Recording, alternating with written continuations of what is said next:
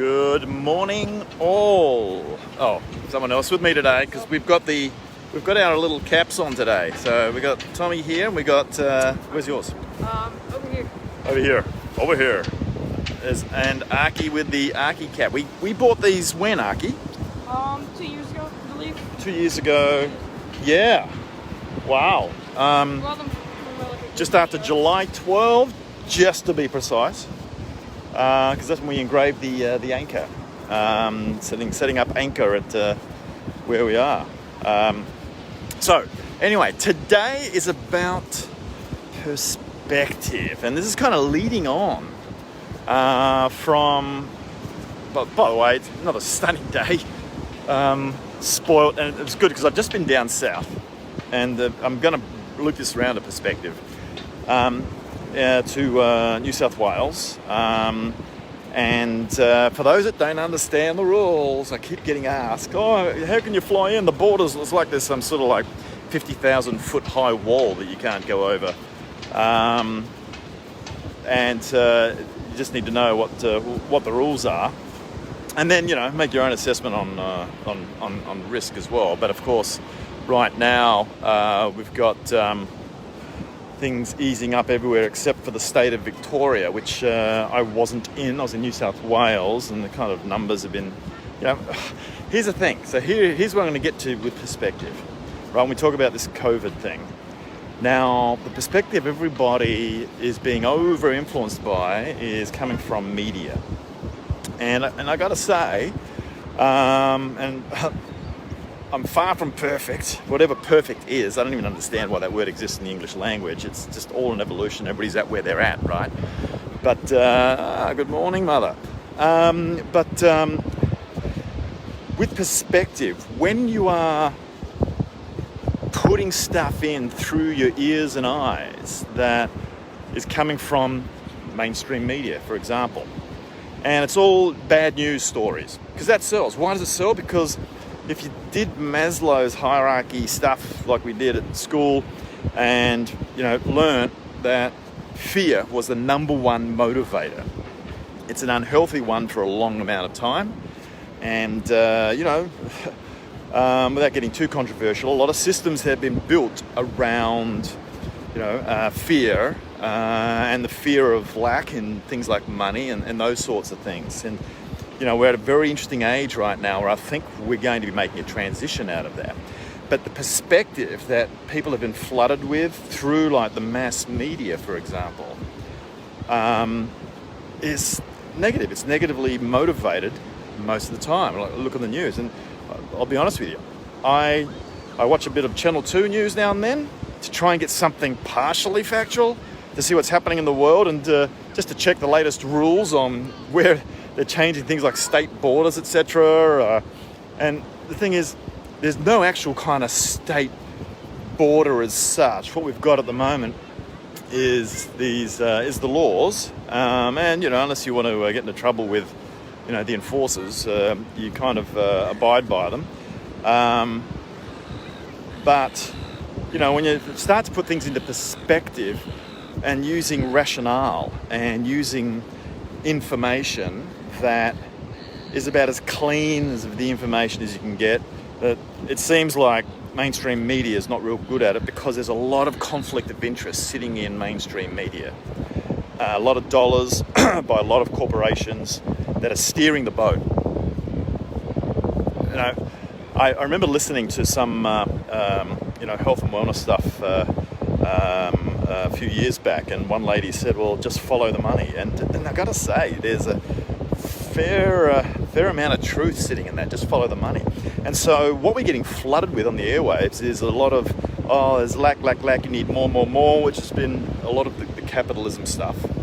And so our perspective has become very much programmed, stuff that we're taking in, and you've really got to be careful. I used to think this was crap, where, things like watching the TV, watching too much TV, and I'm thinking, well, hang on, I'm the master of my own decisions and so on. Yes, but a lot of them are coming out of your subconscious, and all that information that's going in, it's dripping into the back constantly. When you've got when your language isn't that great, when you've got when you're watching too much TV and media stuff, there's a chance that you're going to get into a bit of that panic mode because you're actually being programmed. We all are. For the longer you look at it, the longer you look at anything, and so that becomes your perspective. And I was talking about being on the balcony in the last episode out of Sydney and broadening out your perspective, which interestingly, when you come away from work pressures and where that's got you focused all the time, and if you don't make your number, you're going to be a bad boy or girl, right? And this is going to happen to you. That's constantly getting a bit of that cortisol. So it starts to become a biochemical thing because you start expressing certain genes and switching them on, thinking that you're constantly in that fight or flight situation, right? Now with COVID, we've got a fantastic motivator there right now, and it's affecting everybody in their lives and creating this partisan type situation. It's polarizing people, and some that are buying into the fear and others that are going, doesn't faze me. I got to tell you, I don't feel scared of it because I've gone and done a lot of research as well, and I'm checking data and I'm putting it into perspective by going, okay, it's 10 cases in South Australia, South Australia's done the best so far, and New South Wales and Queensland are keeping their nose pretty clean, so to speak, and so when you look at it, this is how ridiculous this feels. When you look at, oh my God, there was 10 cases there, major drama, there's been a breakout, it's 10 or it's 15. And I think, whoa. Now let's have a look at all the other risks that are happening in life, some that you're aware of and some that you're not. But you put all your focus into that perspective and you're watching the media and then you're reading some other thing or someone else who's like, been captivated by fear is giving this other information, and then it breeds fear, and that becomes unhealthy. So I think, just to put a finer point on the last episode, when this fear feeling comes in, yes, I can understand it's real, and that's when there's an opportunity to stretch that muscle a bit and go, okay, let's be rational about this. Now, I'm feeling this probably because it's triggered something in my history or a potential thing that could go wrong, which is not a great story. Let's get some information and let's see. And whilst taking some deep, slow breaths, and breath work is something I'm sort of focused on right now. Is doing more breath work as I learn more about it, along with stuff I'm learning about bioenergetics. But let's just grab all the information, get up on the balcony, let's have a look at that information, and then, okay, but there's this risk too, and there could be that and could be that, and let's put that back in its box. Let's put that back into perspective where it is, right, and broaden out the view.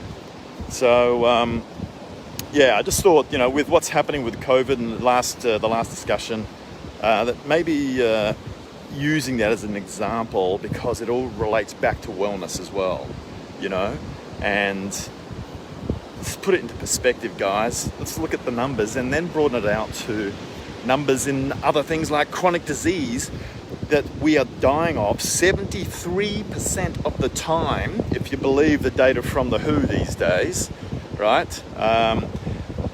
It's the only source we've kind of got. Maybe some others that are out there. There's NIH in the US, and then you've got the other sort of country-based agencies that give this data.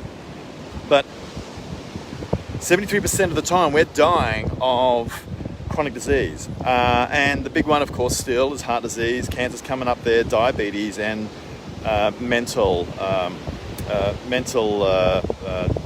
disease as well, dementia, etc. So that's the big problem. COVID is like the air crash when everybody goes, oh my God, these people died in this air crash. It's still the safest form of travel on the planet, right? Yet there's a big drama if a plane goes down. Yet one of the top 10 killers in the world, 9 out of 10, from what I can remember, are chronic based, right? That we accumulate over the years and die of 73% of the time. 1 out of the 10 is car crashes.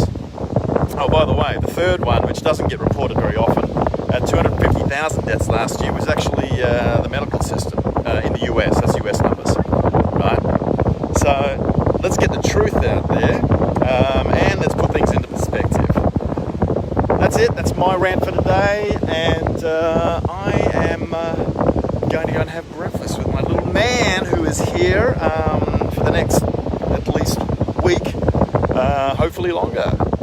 So we're going to be doing some bonding. We already have. It's been great. Every time down on the beach every morning here, and we're getting some running done as well, because he's doing some cross-country running.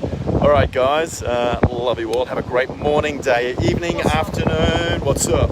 So he's become very tough, like dude-like now.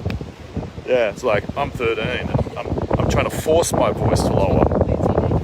You what? Technically. You are officially a teenager. There's no doubt about it. Any parting words for the crew out there in FB land? Any words of wisdom from the Arkmeister? No? Lost for words. That's new. Stanley not gonna allow me see your voice. Who blew up their suitcase yesterday? We don't bring that up. Oh no, We won't bring that up. We've done that one to death. Okay. All right, guys. Have a great morning, day, afternoon, evening, dinner, breakfast, whatever you're doing. Okay. Your voice is getting lower. Yeah, it is. Where did my little guy go? Where's my little guy gone? He's dead All right, now. catch you on the next one, guys. Okay. All right, bye.